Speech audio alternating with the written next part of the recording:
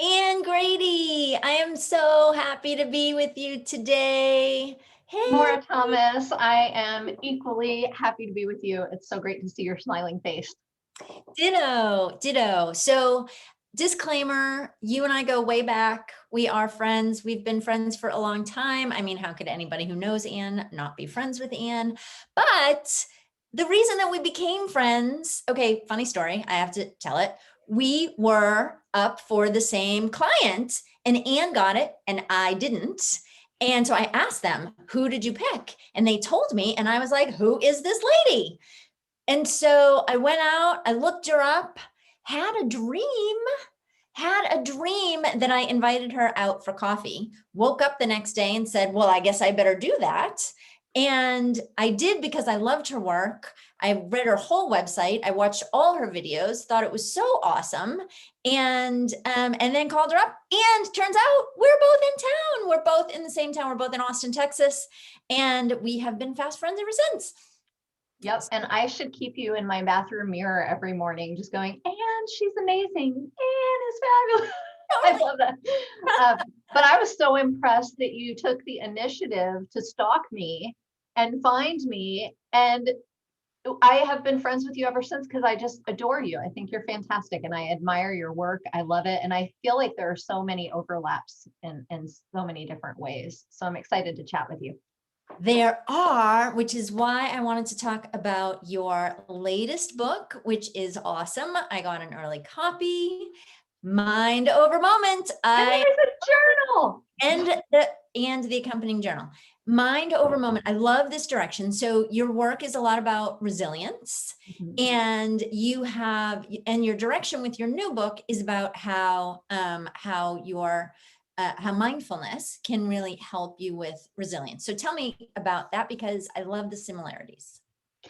Well, you get a lot of folks who are reaching out to you for training and speaking because they're so busy and they're bombarded with so much information. And it's really hard, as you say, to just manage your attention in all of that. And what I have found is that it's really easy to get caught on a hamster wheel where you're just busy all the time. But we forget busy doesn't equal productive, busy equals exhausted. And my Grammy used to tell me, Annie, if enough people tell you you're tired, maybe you should lay down. And everyone kept telling me to practice mindfulness. My personal situation, I have a lot of stressors with my son and my health. And so everyone kept telling me to practice mindfulness. And I heard Grammy's voice. And, you know, mindfulness to me used to mean sitting in a full lotus and finding your Zen and eating tofu and drinking green tea. And so it really didn't appeal to me because I'm a very type A, fast paced, goal oriented, achievement driven person. And every time I would sit and try to be still, my mind would race until I learned that meant it was working. So mindfulness is really paying attention in each moment, and no one can do it flawlessly all the time, right? But paying attention on purpose to whether your thoughts are serving you, to whether your habits, the ones that you've cultivated throughout the course of your life, are helping you or hindering you. It's a way to step out of reactivity and really be purposeful about where you invest your time, your energy, and like you say, your attention, because that's really all we have. That's right. That's right. And I know that there are many different kind of definitions of mindfulness. A lot of people sort of equate it with meditation, but you can be mindful without meditating. But the two are certainly related. I went and took a meditation class once, and I said exactly to the teacher, I said exactly what you are saying. I can't do this. And he said, tell me what happens when you do this. I said, I sit down, I try to clear my mind. And before I know it, I'm thinking about what I'm going to have for dinner, or, the phone call I have to make, or the thing I have to do. And he said, what do you do when that happens? I said, well, I try to clear my mind again and I start all over. And he said, guess what? They call it the practice of meditation for a reason. You're doing it. Right. And that means it's working. So, I'm a big science geek and a brain geek. And the science behind it is that, when we are stressed and as we age, we lose gray matter density in our brain. And the gray matter in your brain is the part that's responsible for emotional regulation and managing your attention. And meditation and mindfulness are nothing more than brain training. So when your mind wanders and you catch it and come back to being in the moment, you're training your brain to direct your attention, its attention where you want it to go instead of where it naturally goes on its own. And we spend, I think in 2010, Harvard came out with research that we spend 47% of our time thinking about something other than what we're doing. And I can only imagine the number has gotten higher since then. You probably have more recent statistics, but we're so used to being somewhere else. 86% of Americans check their phone while they're having conversations with friends and family. And I have found myself guilty of it. We're not used to being where we are when we're there because we're constantly worried, or we're focused on the past and we're ruminating on it, or we're worried about the future and the uncertainty around it. And it's been very powerful when you bring yourself back to present over and over and over again. You expand the gray matter density. And they've done research where people in their 40s and 50s who meditate have the same gray matter density as people in their 20s and 30s. It's just a really powerful way, but it doesn't have to be huge like that. So I practice mindfulness every morning because I get up and I have a sip of coffee and I have my dogs and I just pet them.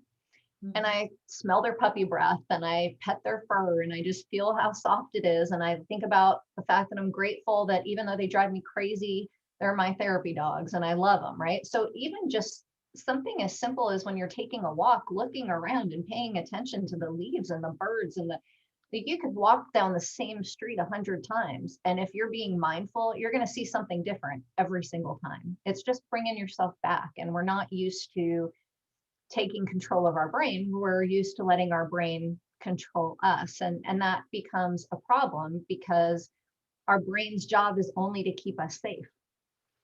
Your brain doesn't care how you feel. It's not like your brain is going, oh, Anne, I wish you were centered today. No, it's just trying to keep me from getting eaten by a tiger.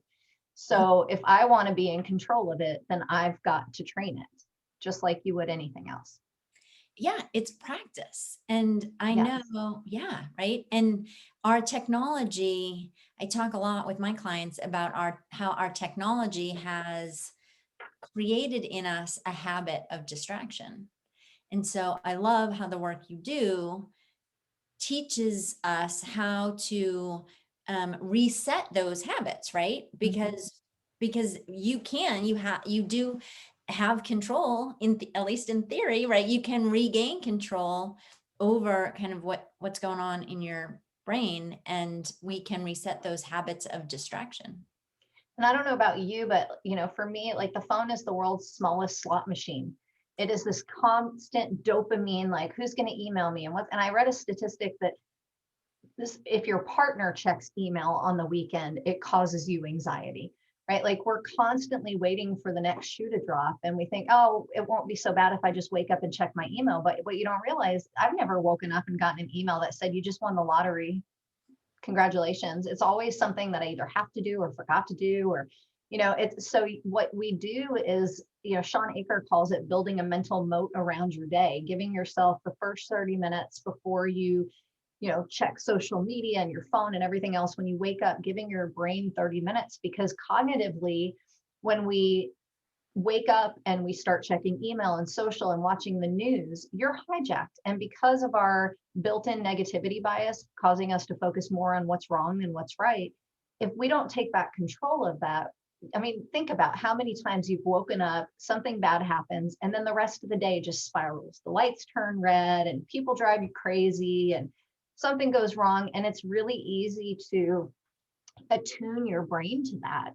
But when you start paying attention to where your brain is going, you get to ask yourself that question: is this serving me? Is this a habit that's like helping get me closer to where I want to be? Or am I just caught in this wheel doing the same thing over and over again? And, the thing I don't want is to look back in 20 years and say, wow, I had so much to be grateful for, but I worked right through it. I think it can become, our life can become autopilot. And someone once described it as your life's screensaver, right? You just passively watch it go by. And this is a way to take back control. And I love the way you talk about managing your attention, because you're right. I think so many people talk about time management. Like, how do I manage my time? Well, we all have 86,400 seconds in a day. right? Like we all have the same amount of time. And while some people seem to be magical at maximizing it, everybody has distractions in life happening. So it's a matter of, and why I love your work so much is that it creates a process around it rather than just like, here's a feel good thing, right? It's very specific.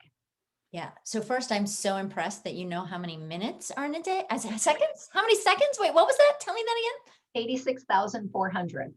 86,400 seconds in a day. Okay, that's awesome. I'll never remember that number. I'm so impressed. And there are 7 days in a week. I have it all memorized. No, but tomorrow I'll be like, I don't know. I just heard there were like 89,802 seconds in a day or something. I don't know, but I'm very impressed that you know that. But I want to ask you about how, what you're calling mindfulness, or maybe you're not calling this mindfulness. Tell me. I think that mindfulness is part of an attention management practice. So I look at attention management as a collection of behaviors, kind of like healthy living is a collection of behaviors, right? You can count calories and you can exercise and you can drink water and you can do all these things under the heading of healthy living. That's how I define attention management. Like it's focus, it's concentration, it's resetting your habits, it's being mindful. It's getting in flow, it's daydreaming, it's all of these different brain states that you can practice. But I think the ultimate goal of attention management is how you're describing mindfulness, or correct me if I'm wrong, but I think that once we practice all these behaviors that I put under the umbrella of attention management, the ultimate benefit we get is recognizing when our attention is being stolen, recognizing what brain state we're in, and switching to and intentionally switching to a more productive brain state. Exactly. And I think that the problem is that we think if we just work harder, we'll be happier. And our measuring stick is for happiness is how much we get done. And I constantly have to remind myself that, your resume and your eulogy shouldn't be the same thing. Like no one's going to stand over your grave going, Maura worked 80 hours a week. She rocked it, Right. I think for me, mindfulness is a collection of tools, just like for you, attention management is. So mindfulness for me is really being purposeful about where you direct your attention. It's paying attention to your brain and whether the stories that you tell yourself about yourself are serving you. Most of us tell ourselves things that we would never say to a good friend. It's focusing on understanding your habits and whether those are helping you. It's your mindset. Are you afraid? Right? Are you afraid of looking silly or looking stupid? And does that keep you from growth? Right? It's emotional intelligence. It's, am I regulating my emotions and taking back control, or am I letting them run away with me? It's gratitude. 11,000 studies show gratitude is the number one predictor of well-being. And if you're not paying attention on purpose, it's easy to let those things fly by. Somebody gives you a compliment and you're like, these shoes, I got them for $20, and we let that stuff pass by. Mindfulness is being deliberate about bringing yourself back and really sitting in that, because the research around our brain says, experience dependent neuroplasticity basically means the more you think and behave a certain way, the easier it is to think and behave that way. So the more time you are conscious and deliberate about where you direct your attention, the easier it is to do it. Just like the more often you're irritable and anxious, the easier it is for those neural pathways to fire together. They become more sensitive. So it's really, and it's also resetting your nervous system. I think we relinquish control without realizing that this body, we get to control it, and we can reset our entire nervous system really simply. One example is just asking yourself, what do I feel right now? What emotion do I feel and where do I feel it? And to me, that sounded like the dumbest thing ever. That sounded so corny. I was like, okay, I feel. It's not about that. It's about getting your brain back online. Like our prefrontal cortex is the logical part of our brain. And anytime you're emotional, it's been hijacked, right? And most of us spend the majority of our time hijacked without realizing it. And like you said, this is a practice. People ask me, how do you do this all the time? I don't. I fail miserably a lot of the time. One, that's why I teach it. because it's a constant reminder. And two, it's a practice. It's like, anything else. It's you have some moments that you're great at it and some where you don't, and you forgive yourself and you move forward and you keep trying. You'll never get to a state of mindfulness all the time. Right. Yeah. I love that.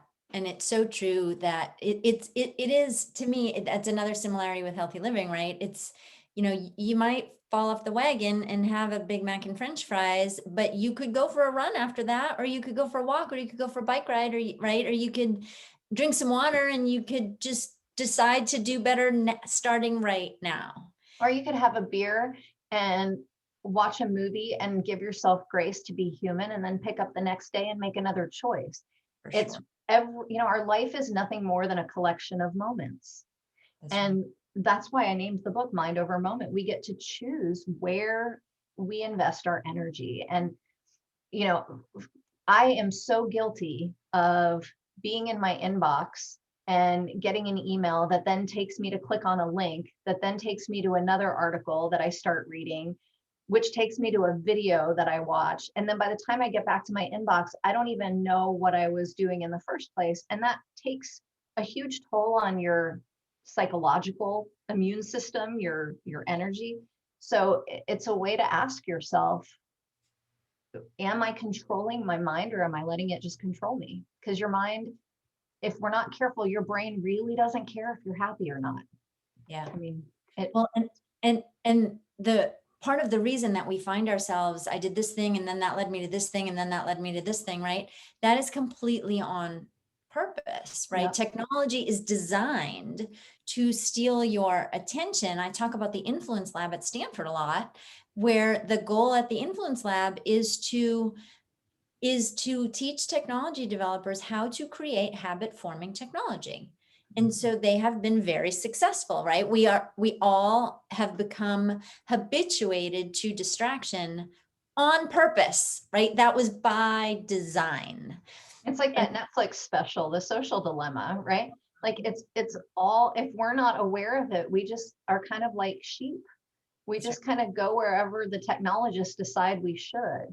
And it's almost like we've gotten away from the ability to be in control of our life, our mind, our attention, and what we do. yeah, So it's easy to relinquish that control. And sometimes it's okay to do that. I love binging and Netflixing and cheeseburgers and beer just as much as the next person. And I enjoy all of those things. And then I go, okay, what's the next best thing I can do for myself? Is it another 6 hours of Tiger King, or is there something more productive, and not even more productive? I think, and tell me if you agree with this or not. And it's just something that I've been noodling a lot on lately, because my measuring stick has always been productivity and tying your worth to what you produce. Talk to me about your philosophy on that, because I think being productive is fantastic, but when you create your identity around what you accomplish, then you create gaps in happiness and fulfillment and social connection and other areas. I'm just curious to know what you think about that. yeah. So, for my whole professional career, I've been teaching people how to be more productive. And so to me, the first thing I have to do is define what productive means, because I'm not sure that people really, I don't think we think about that. I love that you said, productive is what I produce. That makes perfect sense. There's one specific definition in the dictionary of productive that guides my work. And the full definition is, to your point, achieving or producing a significant amount or result. I think about the producing an amount part as like the the manufacturing or the production measure of productivity. So I take that piece out because what I teach is personal productivity. So if we take that piece out, what we're left with is achieving a significant result. So what I tell people, how productive you are is how much progress you have made on the results that are significant to you. And the best part of that is that you get to decide what is significant. So significant today might be taking care of yourself. Yep. Significant today might be, spending time with your family, right? Our significant results are not just the tasks that we check off, but a significant result, I think, for most people is not only to get stuff done, even to be a good professional, right? For most people, significant things for us is to be a good person and to be a good parent and a good spouse and a good friend and a good volunteer and a good global citizen, right? We have all of these parts of our lives that the ultimate result for us is to do good and to be good and to be kind and it's all comes back to what kind of person we are.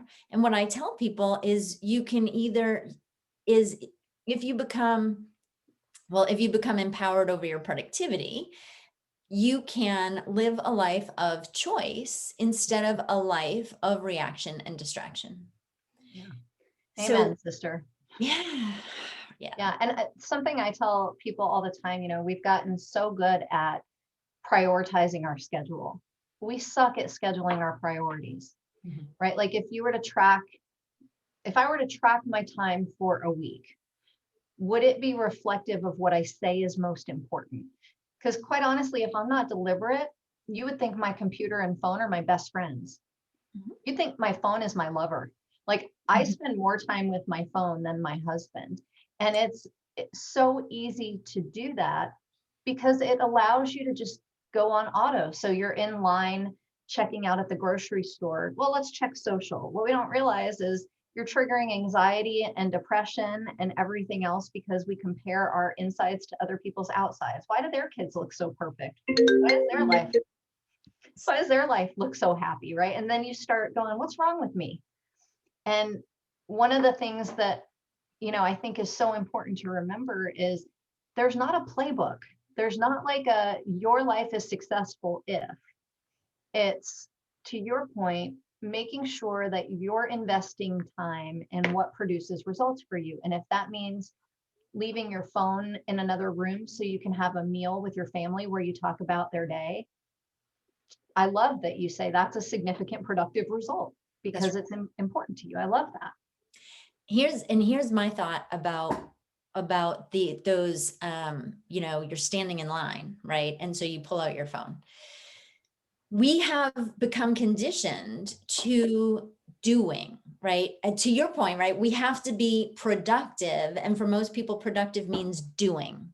And so in any pause of activity now, we think, oh my God, this is a waste of time. I can be productive, right? I'm waiting in line. I have a minute, even stopped at a red light, right? I can knock out a quick email. Yeah. Right. Walking across the parking lot, it's like, oh, I could clear a message. I could, clear those little numbers, those little red numbers on my computer, on my phone screen. But in reality, though, we can't really be blamed for this because, again, that our phone is by design, right? It is designed to do that to us, but we've lost, I call it those in-between moments, right? We've lost those in-between moments where we could just be.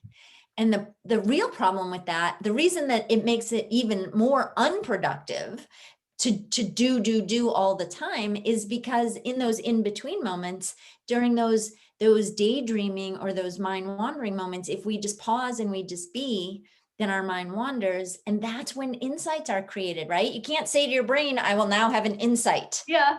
Right? Yeah. That's when those ideas happen. Those that you can't tell yourself, I'm going to solve the problem right now, right? You have to let your mind wander. And so it's those in-between moments and they're almost gone. Like we've squeezed them out of our lives entirely. You're right. And I think that's where creativity happens. That's where, introspection happens. We went from a world where there were no digital devices to relying on them for everything. I agree that it's not our fault, but whether we choose to stay a victim, that is our choice, right? We get to choose that. And I love looking at Facebook and playing Candy Crush. And, I love all of that stuff, just like everybody else. But what I started to realize is that while I was watching a movie on a screen, I was playing a game on a screen. And then another screen would light up to remind me that there's something else I should be doing. So I got a third screen. That's right. And what it does is the more you do that, the more distracted you are. See, I'm distracted right now because I've got this dog. Come here, Charlie. He's crying. Charlie! He's hungry. He's hangry. Say hi, Charlie. Hi, Charlie. I think what it does, and I think you tell me if the research supports this, but the more time you spend distracted, the easier it is to stay there, right? You're teaching your brain. For sure. The more distracted you are, the more distracted you will be. And here's the thing. Studies show that we switch our attention usually due to a distraction, either an external distraction or an internal distraction. Mm-hmm. We switch our attention about every 3 minutes on average.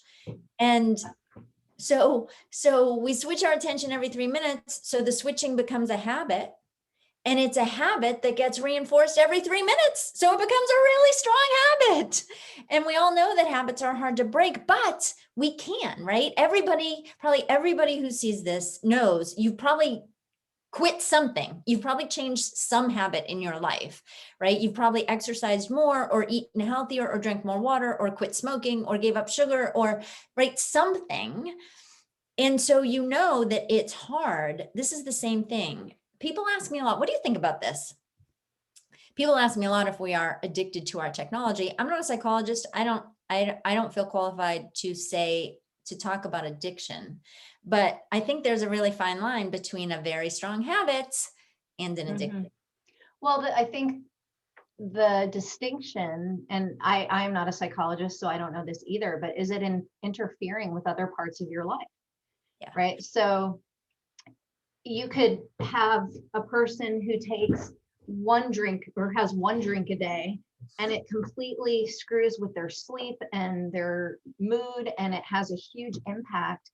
And you could have someone else who drinks 6 drinks a day and it doesn't affect them. I don't know if that's a great analogy, but I feel like as soon as it is impacting your ability to engage fully with your life, then it has become a question of, is this serving me? And I ask myself that question all the time.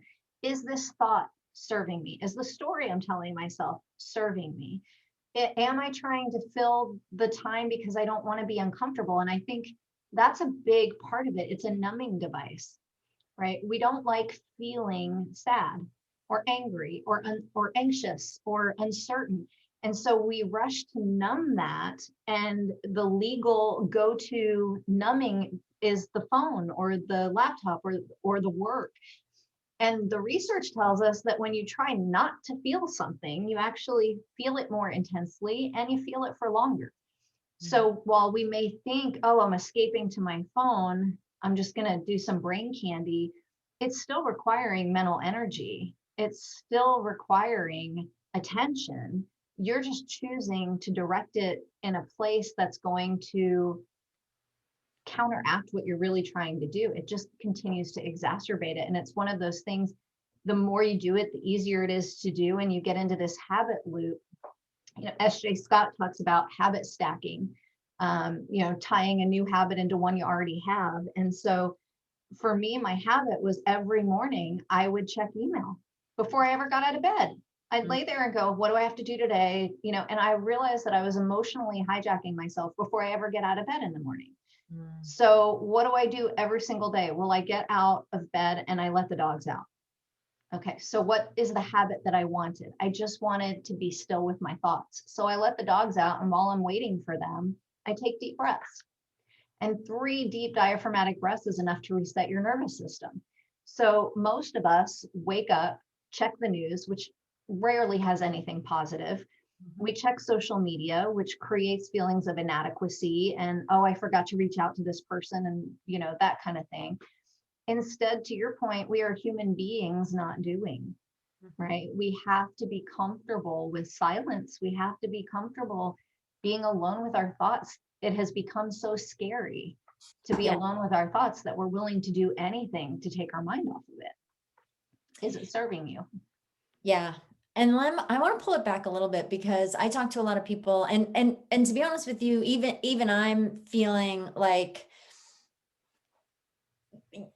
everything you said is absolutely true. But I think for many people, me included, I don't necessarily feel bad when I look at my phone. It doesn't create anxiety, right? For me, it's more just, it's hijacking other things that in truth I would rather be doing, right? Like you said, you pick up your phone, you intend to just check one thing, and now it's 30 minutes later and I've missed my window to work out, for example, Right. right? Or I could have been having a cup of coffee with my husband to get the day started. But now, our days are pretty full.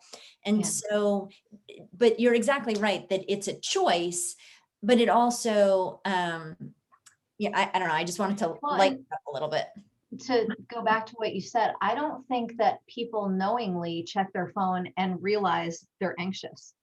Yeah. I don't think it's like a cognitive thing. Like, when I'm checking my phone now, do I feel anxious? I don't think it's that quick. Yeah. It's a collection of those experiences. It almost creates this frenetic, at least for me, it does. When I check my email and it's 8 o'clock at night, well, there's nothing I can do about the issue at that point. And I keep thinking, well, if I reply, then I don't have to do that in the morning. Well, there's always something else that's going to come in the morning, right? And while I might not feel anxious when I'm reading the email, subconsciously, my brain is going into protection mode. And if it's hey, we didn't want to have you as a speaker for our event, let's just say hypothetically, I mean, that would never happen to me. Of course not. But Because everybody who knows. let's just say that's what it was, right? We don't want you as a speaker. And I might go, oh, that's okay. I've got plenty of other speaking gigs. That's fine. Subconsciously, your brain is trying to protect you. And your brain doesn't know the difference between a real threat or a perceived threat. It's just trying to keep you safe. And feeling inadequate is a threat, right? So I think sometimes it's like, to your point, it's so subtle because the technology is designed to do it slowly, subtly, without being so obvious, that I think we can look up after being on our phone for a month nonstop, and then you can start to feel the level of anxiety. And I don't think it happens at the moment. I think it's a collective thing. And I can tell you, my son Evan, Evan, he's autistic and mentally ill. And one of the things that happens with him when he's looking at a screen is that the more he's on it, the more agitated he becomes. And he thinks he's having a blast. Like, for him, that's like awesome. But we can literally see, like, past hour number 2 or 3, if he's staring at a device, he becomes agitated. It's like real time. You're watching it happen in the brain. And so I think it's just easy to underestimate the impact that it has on our mental health Yeah. if we're not deliberate. No doubt. Yeah. And so I think you're starting to tread into this territory. I guess the last question I'll ask you, draw the line for me between resilience, which is your expertise, and mindfulness, mind over moment. Tell me, make that direct connection for me. Yeah. So resilience, a lot of people define it as the ability to bounce back, but I think it goes further than that. The resilience is using the adversity in your life, which we all have. We all experience 5 to 6 traumas in a lifetime. I'm an overachiever. I've already knocked that out. The back 9 is going to be easy for me. Knock on wood. But for me, resilience is using the difficult stuff, the tough stuff, the adversity, the tragedy, the trauma, the sadness. It's using that to get stronger. And the only way you can do that is to be deliberate about how you're thinking and how you're growing and the skills that you're building and the habits that you're cultivating. Resilience is just a set of habits, period. It's like, not one habit makes you successful, right? Not one habit makes you healthy. Well, not one habit makes you resilient. Mindfulness, for me at least, is the ability to come back and say, is what I'm doing building my resilience muscle or depleting it? And I think, I just got my first tattoo. I'm 45 years old. And it's crazy because I've been telling everybody all year I'm 46, and I literally believed I was 46. So I feel like I get a free year. Um, but I got my first tattoo, and I know I shared this with you already. It's a mindfulness symbol. It's to remind me to breathe. It's to remind me to come back. What sabotages our resilience is when we are not in control of our brain, when our nervous system is so out of whack that it's spending more time trying to protect itself than it is growing. And you can't be resilient if you're constantly irritable, distracted, ungrateful, not connected. I mean, all of those things build resilience. And for me, mindfulness is just a huge bucket of that with a lot of different ingredients inside of it. Yeah. My favorite expression I tell all my clients in all my talks, it's not the moments in your life that matter. It's the life in your moments that matter. But the problem is if we're not using our technology, if we're too sort of habituated to distraction, we miss both. We miss Yeah, the moments in our life and the life in our moments. correct. And And that's I really, think sometimes it's easier to be distracted than to deal with the feelings. it can Right? be for sure. It's easier to be distracted than to deal with insecurity or to deal with imposter syndrome or feeling inadequate, or it's easier to jump into technology and busyness in general. Even if it's not technology, it's much easier to jump into that than it is to process difficult stuff. And so I think we've used busy as an addiction. Would you agree? I mean, I've never really said that out loud before, but I do. I think busy is an addiction. I think we need it. We have a relationship with stress where if there's not something causing it, we feel like we must not be doing something right. I think that's true for some people for sure. I absolutely think, I come across people, I do mostly corporate trainings, but I qualify my clients very carefully because there are always people who, when I talk to them about what I do, about, achieving more of what's important to you, what's significant to you through attention management, um, they resist and they tell me, this is why I'm successful, because I can multitask and because I can juggle so many balls in the air and because I don't need a lot of sleep and because I have all this stuff going on. And I think those people for sure are a little bit of kind of adrenaline junkies. And so my response to that is great, right? I'm not going to try to convince you that you should do it my way. You are just not kind of my target client. Well, but then the alternate question is, how productive and successful could you be if you weren't constantly busy? It's an interesting question. I think you've read the work of Edward Hallowell, Crazy Busy and Driven to Distraction. He's an ADD expert, and he talks about how for him, he feels like ADD has been a blessing in his life. And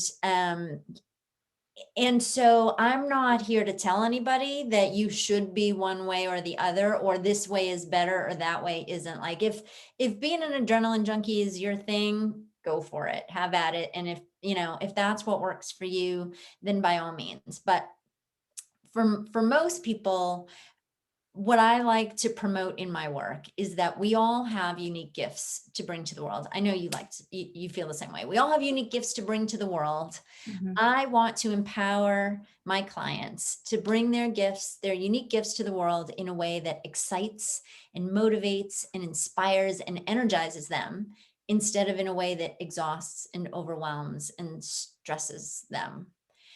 And And I think that's a great question to ask yourself when you're in your technology or when you're distracted.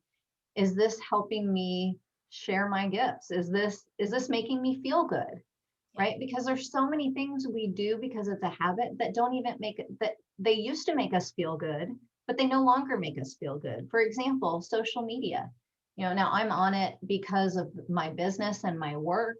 Um, but I can't tell you how many times I look through social media and I'm not any happier afterwards. I feel more stressed, like I haven't kept up with the right people, or how did I not know this was happening? Or and what I've realized is if you don't feel good after, it might not be good to keep doing as much, right? Like at That's right. some point, you have to stop and ask, is the habit running me or am I running the habit?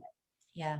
And that's with anything, and I know that you talk about multitasking, the University of London, the famous study where they talk about multimedia tasking, drops you twice the IQ points of smoking pot.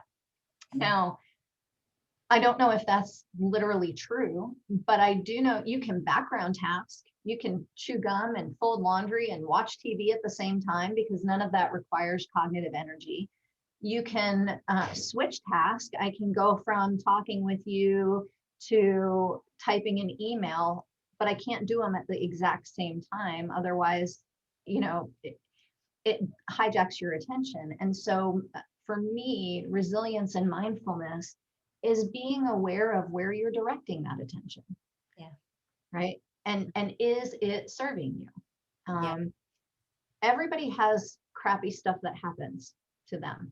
Right. And you get to choose, am I going to be a victim of it? And for me, the way I talk about it is, what is the story you're telling yourself? So for example, your brain doesn't know the difference between being excited or stressed.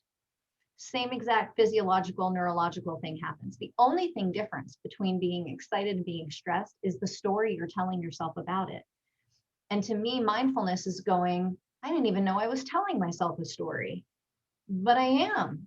And I tell myself this story all the time. Is it helping me? No. Okay. Well, next time I tell that story to myself, I'm going to catch myself. And if I forget that time, then I'll do it the time after that. But it's giving yourself grace to start to dig in. Most of us go through life, I think, looking for this place of happily ever after. And the truth is, happiness is not it's not a personality trait. It's not a genetic gift. It's a skill. It is a skill. And happiness happens in micro moments, in these little moments in between. And when you're always on technology or whatever your addiction might be, you miss those beautiful moments. And so instead, step outside and savor them. It trains your brain to look for the good stuff. All right. Put down your technology and talk to your kids. I mean, I'm guilty of it. Hold on, honey. Let me just knock out this one quick email before, I just got to text someone real quick. We're all guilty of it. It's just a matter of, did you do it one time less today? Yeah. Well, yeah. And I call that one more thing syndrome, right? I'll be down in 5 minutes, I swear. And then 30, 40, 50 minutes later, I'm still not down. Yeah. Exactly. I have one more question for you. Do you think that attention management and productivity, do you feel this dog is like a child? He will cry incessantly if he is not held, fed, let out, let in, put down, picked up. Do you feel that, how do you equate attention management to resilience? Yeah, I don't have as much experience with, I mean, I work with busy people. And I think in many ways you work with people who, certainly busy people, but also I think your work is such a useful set of tools for people who like you are dealing with some more serious stuff, right? That's so funny though. That's exactly the opposite. People tell me that all the time. My situation is nothing compared to yours. And struggle's not a competition. It's not, no, you're absolutely right. I just feel like I, I mean, at the end of the day, we're saying the same thing, right? How much enjoyment can you squeeze out of your life? How many choices can you make rather than having choices be made for you? For me, I'm a control freak, type A, right? I know you are. There are many things in this world that I cannot control. Even as a control freak, I understand that, but I don't think that my own attention should be one of those things. I love that. And the last thing that I'll say is something that I've learned just very recently. We're so fixated on managing stress, right? Like we have stress management books and tools and everything else to go with it. But it's kind of like saying, don't think about a pink elephant, right? When you tell your brain not to think about something, that's where it centers. And so when we say don't be stressed, we're more stressed and we're inviting it. So what I have learned recently that I just love, I didn't even have this in the book because it's literally so recent. Instead of focusing on managing stress, focus on creating joy. Instead of focusing on reducing stress, focus on increasing positive emotions. Because one of the things really resilient people do is they proactively cultivate positive emotions. That's right. Humor, gratitude, optimism, social connection, self-care, doing for other people, all of those things create dopamine and serotonin. And the unintended side effect of that is reduced cortisol and adrenaline, which is the stress hormone, right? So instead of trying to stop doing something, think about what you can start that has the same side effect. Absolutely. It's great advice. I know that you study habits as I do, and that's the first, that's one of the key ingredients, right? To changing habits, because you can't really stop a habit. You can only interrupt it, disrupt it, change the Replace environment it. happens, replace it. Exactly. Yeah. So I love that reframing from stress to joy. It's awesome. Well, my love, I am so grateful for our friendship, and I'm so grateful we got to spend this time together. And it's Too. wonderful to see you as always. I I'm can so proud of you. Charlie's very excited to see me too. I can tell. Excited, Charlie? Charlie. Hi, This is the dog that's the reason I need the other therapy dog. He's part Charlie. schnauzer, part Satan. We call him Schnaden. And you love him anyway. And I adore him. I don't know why, much to my husband's dismay, but I do. It was so good to chat with you, Anne, my friend. Go get Anne's book, Mind Over Moment, and the journal, because there's some great exercises in there.